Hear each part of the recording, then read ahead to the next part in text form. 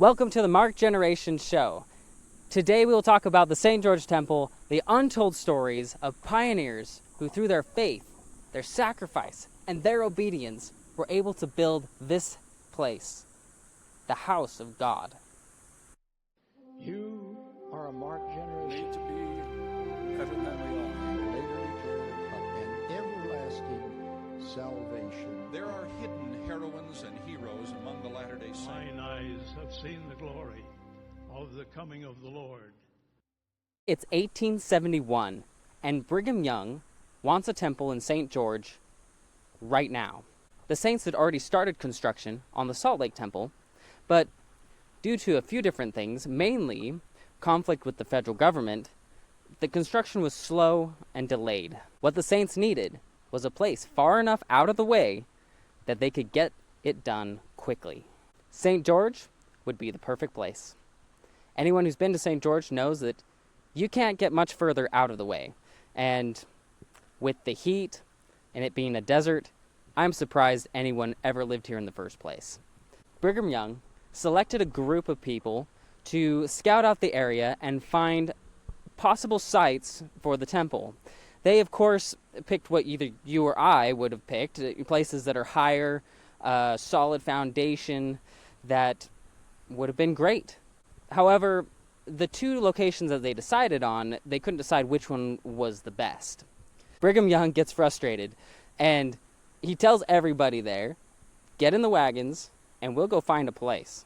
Surprisingly, Brigham Young did not select one of the two locations on higher ground. Instead, he went past those places and selected a spot that nobody else would have chosen. It turned out to be a swamp. This is no place to build a stone building, let alone any building at all. Just imagine that today a person building a multi-million-dollar skyscraper decides he doesn't want to build it on a granite mountaintop and instead picks the Florida Everglades.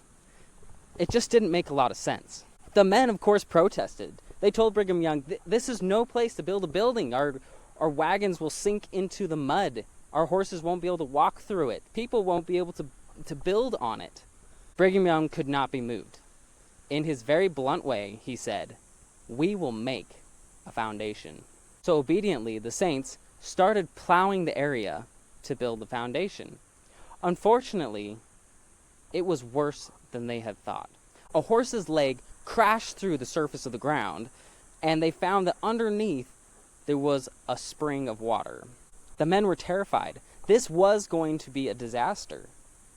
But Brigham Young was still unmoved.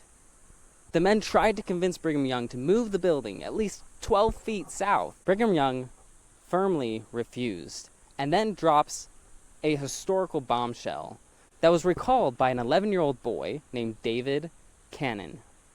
He remembers Brigham Young saying, we cannot move the foundation. This spot was dedicated by the Nephites. They could not build the temple, but we can, and we will build it for them.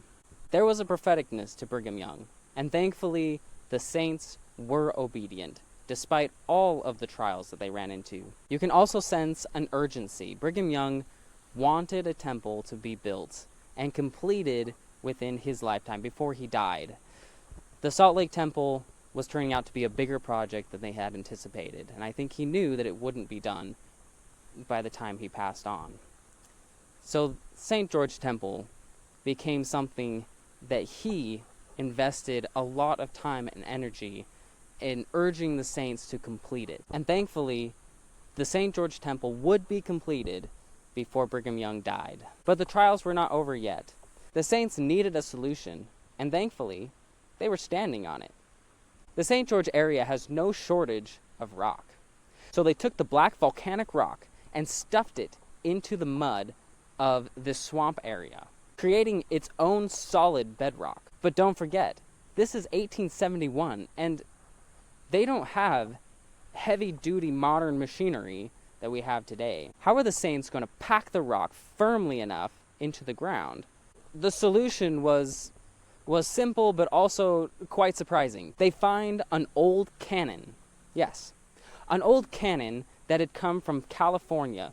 They strip it down, and they fill it with lead. Now it is solid and it is very heavy. They rig it up to a horse-pulled system, and pulling it up about 30 feet into the air, they drop it onto the rock. They knew when it was solid enough when the cannon would bounce 3 times after it had been dropped. For over a year, they would continue this process, lifting the cannon in the air and dropping it, until they had successfully compacted enough ground on which they could build the temple. That cannon, literally a weapon of war, would be the tool that built the indestructible foundation on which this temple is still standing. One final story about the St. George Temple that is very common, but also so miraculous, I just can't leave it out.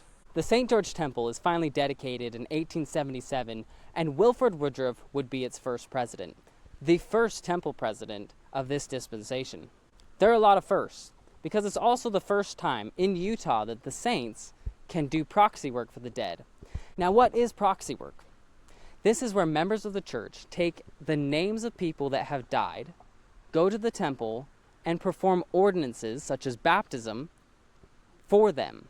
When Jesus was on the earth, he said, "Except a man be born of water and of the Spirit, he cannot enter the kingdom of heaven." What does this mean? Christians have grappled with this question for centuries. If someone does not have the chance to accept Jesus Christ as their Savior, or the chance to be baptized, do they not have the chance to be saved? Well, this is where proxy work comes in. By doing this work, the people who have died have the chance to accept it. It does not guarantee that they will automatically be saved. God will judge them. God will be just. But that's just the point. He will be just. If someone would have accepted the truth, if they had heard about Jesus Christ, then God will not hold them guilty for that. And he has provided a way that they can receive these ordinances. He will not hold someone guilty who never had the chance to accept the truth or to be baptized. So you can imagine how absolutely essential this work is, and how excited the saints must have been to finally be able to participate in this work in the holy house of God. Well, the early saints were not the only ones excited. In August, Wilford Woodruff had a vision in which the founders of this country, George Washington, Thomas Jefferson, Benjamin Franklin, and others, appeared to him. They asked him why their work had not been done. They said, "We who laid the foundations of this country and did not abandon it, demand justice at your hands." If you ever go inside the St. George Temple, there is a beautiful painting of this vision, which I personally have never seen anywhere else. But Wilford Woodruff is shaken. He immediately goes to the St. George Temple and performs this work for the founders of our country, the signers of the Declaration and other eminent men, making St. George the official birthplace of modern family history work. This is why we build temples, and this is the work that we do in the house of God. We perform ordinances, these essential and saving ordinances, for those who have died, but also for ourselves, not to try to prove our righteousness or our worthiness, but because it is a commandment of God. We are a covenant people, and through these covenants, God reaches us, and Jesus Christ saves us.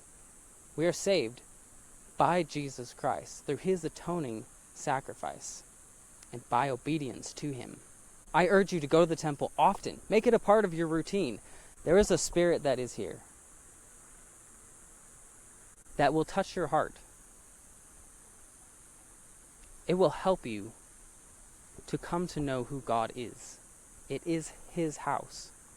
If you're going to find God on the earth today, it's going to be at his house. I think Brigham Young says it best. At one of the partial dedications, and I say partial because as they completed the St. George Temple, different parts of it, they would dedicate those parts. So it was actually dedicated a few different times in a few different places. At one of these dedications, Brigham Young said, "We enjoy privileges that are enjoyed by no one else on the face of the earth. Suppose we were to awake to this thing, namely the salvation of the human family. This house would be crowded. What do you suppose the fathers would say if they could speak from the dead? Would they not say, 'We have lain here thousands of years, waiting for this dispensation to come'? when I think upon this subject, I want the tongues of 7 thunders to wake up this people. Can the fathers be saved without us? No. Can we be saved without them? No. Thank you for joining me. May God bless you, and we'll see you next time.